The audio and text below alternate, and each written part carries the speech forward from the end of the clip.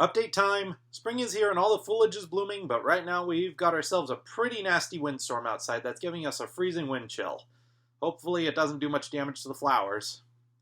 As it seems like we are successfully but gradually making our way out of the global pandemic, and I fear that by saying that I might have jinxed it, news drags on in certain parts of the world. Some of my friends who are from the Ukraine's neighboring countries are praying that theirs isn't the next to get invaded by Russia.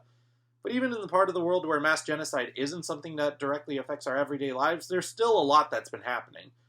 There are some beloved names that we lost this year, of course. Naturally, every year has the passing of at least one beloved name. One such name that was actually scheduled to have a stand-up comedy performance at a diner in a town near where I live before his passing. And one classic quote from him would be, "Oh, there's a big surprise!" There's also been the ongoing news ever since Florida's horrendous Don't Say Gay bill, and news relating to it like Disney's infamous response to it, specifically from Bob Chapek, which of course has sparked some outrage even within the company. But now there's also the more recent news relating to what Florida Governor Ron DeSantis has been threatening to do to them, which would really end up only damaging the state of Florida in the long run.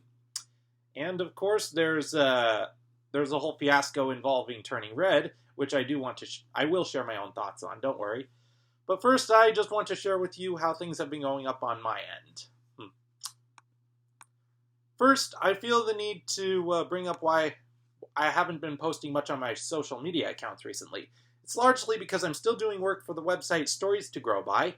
The thing is that there's an inventory. We've had a select number of stories for the website to do by a specific deadline. Specifically, we're aiming to do it by the end of next month, or midsummer at the very latest. And then we can move on to do illustrating stories that garner the site the most attention. As many as 50,000 views a day for these stories. Classic ones are grim fairy tale stories, like Hansel and Gretel, of course, and there's also Rumpelstiltskin. Also some titles like Pinocchio that have actually been made popular through Disney, but are not replicas of Disney, but are definitely niceified from their original stories, from their original tellings. There is another project that I have been making that I can't reveal at this time. I don't know exactly how long it is going to be until I can tell you. You'll just have to wait that out, I'm sorry. As for videos I plan to make in the future, one subject that I know I want to discuss is the ever so popular moviegoers' obsession with avoiding spoilers, because I personally think that's a mentality that is getting a bit out of hand. Like being able to predict where a story is going to go automatically ruins it. It's a mentality I personally find to be just frustrating, and I do want to share my own thoughts on it.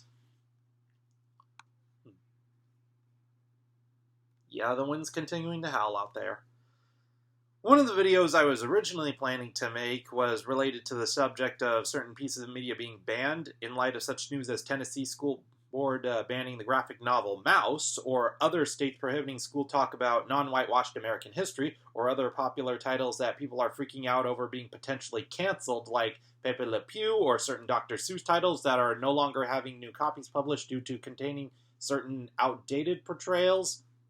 That's been going on a big bulk of last year, but still.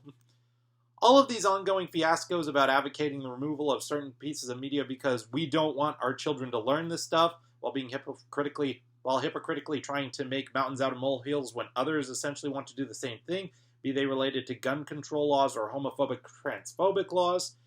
Rather than invite discussion and be open to all perspectives on the issue, or allowing the people to consume said media to think for themselves and be challenged, which is, what kids need more than anything else. It reminds me a lot of the movie Footloose, which everyone remembers for being both Kevin Bacon's rise to stardom and a story about a small town outlawing dancing and rock and roll. But it also deals with such subjects like banning books, and all these conservatives who are proclaiming that their intentions to keep their children pure and protected. I would honestly advise them to listen to what John Lithgow says in the movie and go home and sit in judgment on yourselves. But I honestly have withdrawn from proceeding forth with that video, for the time being anyways, namely because of Pixar's Turning Red, which has sparked the ultimate controversies to end them all, from parents becoming too obsessively protective of their kids, from learning about how to deal with gasp puberty, and lashing out at any media portrayal that may advise anything that goes against the idea of parents and authorities having total control over their children, yada yada, and all that.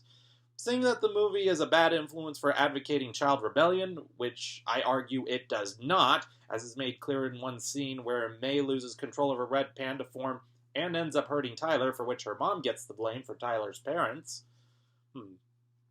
These are all things that have been discussed by other reviewers at great length and in better detail than I ever could, Jesse Gender being one specific example who leaps to my mind.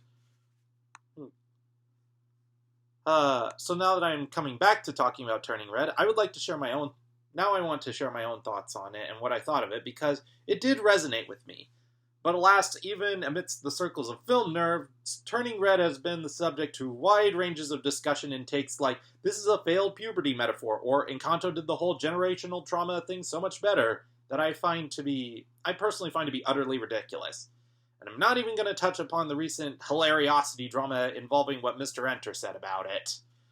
Movies can resonate with each individual differently regarding their themes and metaphors, even if to that deal with very similar topics. That's the beauty of film, after all. For me personally, being someone who has some level of ADHD and is prone to some frequent episodic outbursts, some of the moments we see of May in the movie really did encapsulate some memories of what I went through growing up and still go through today, especially how her red panda got unleashed whenever she felt some strong emotion.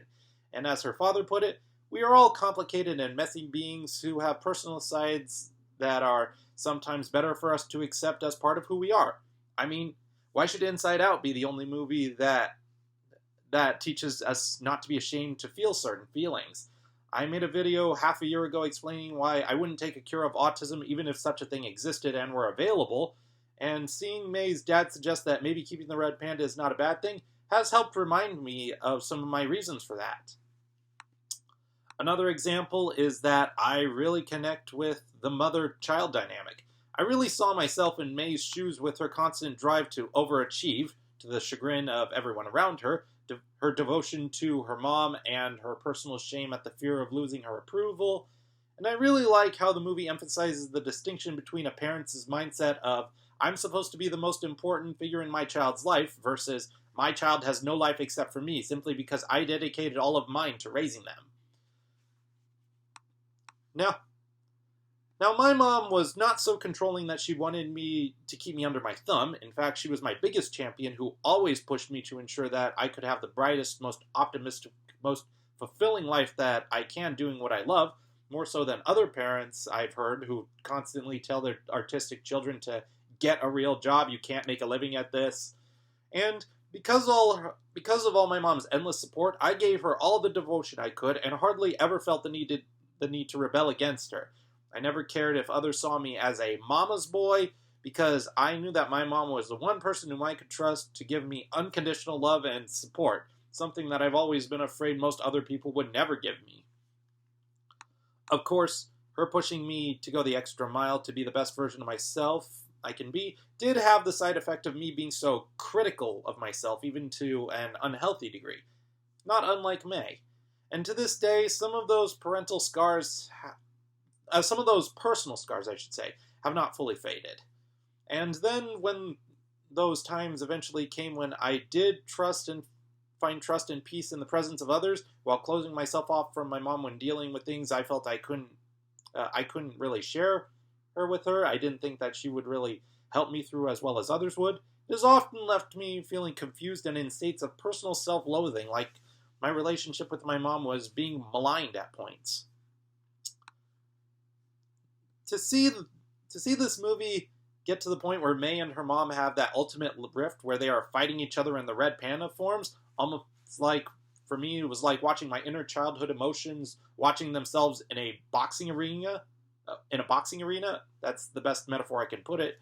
And then to see May confronting her mom's younger self and seeing her just as broken, conflicted, and stricken with so much of that same emotional turmoil, it all felt like a healing experience for me. Like a reminder that your parents are human too. They probably have some of their own personal scars that they've not yet recovered from. And you share a lot more with them than you realize, even when you find your own sense of agency and decide for yourself what's best for you. To me, it just felt like the kind of film I needed in my life when I didn't even realize I needed it. Especially since my expectations were kind of, I mean, I had no doubt that being a product of Pixar, it would be a great one, but I wondered if it might end up being one of their more middling efforts. Like, for all the talk amongst animation enthusiasts that modern anime movies just play things too safe, this movie sure was one that shook things up in many ways, and really became a topic of discussion, which is probably the biggest reward it could have.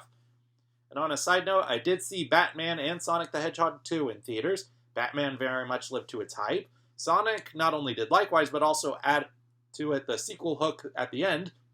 That certainly got my sister hooked, and I have been hearing good things about DreamWorks' The Bad Guys, so that's one I hope to check out soon too. Apart from that, there's not really much else I can say, so I hope to talk to you soon, and take care, guys.